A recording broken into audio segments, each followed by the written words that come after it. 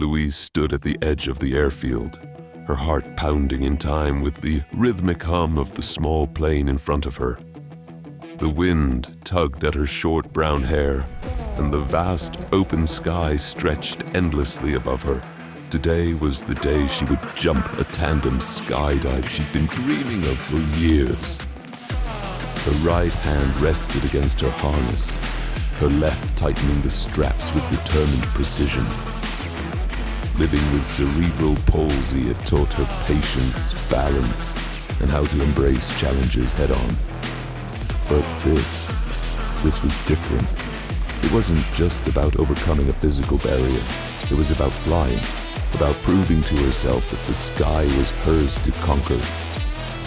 The instructor, a cheerful woman named Maria, approached with a reassuring smile. "You ready, Louise?" she asked, her voice steady. Louise nodded, her dark brown eyes gleaming with anticipation. The plane ride was louder than she'd imagined, the roar of the engine filling the cabin. Louise sat close to the door, watching the earth fall away beneath her. The patchwork of fields, roads, and rivers shrank until it looked like a quilt stitched together by invisible hands. When they reached altitude, Maria secured their harnesses together. "It's just like stepping into a dream," Maria said. "Trust me." Louise smiled, her breath hitching as the door slid open. The rush of wind was deafening. She closed her eyes for a moment, then opened them, staring into the vast blue expanse ahead. And then they jumped. The first few seconds were chaos, a rush of air, the sensation of falling, her body tense and alive with adrenaline.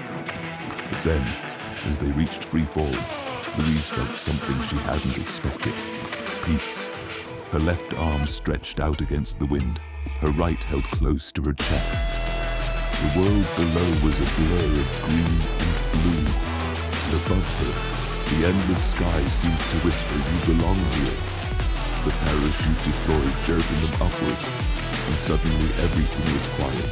They floated gently, the wind cradling them like a lullaby. Louise gazed at the horizon, her heart swelling with awe. When they landed, her legs wobbled, but her spirit was steady. A small crowd clapped as she pulled off her helmet, her smile wide and radiant. Louise didn't need to say anything. In the silence of the moment, the sky had spoken for her. It told her story, a tale of courage, freedom, and the unyielding belief that limits are only what you make of them.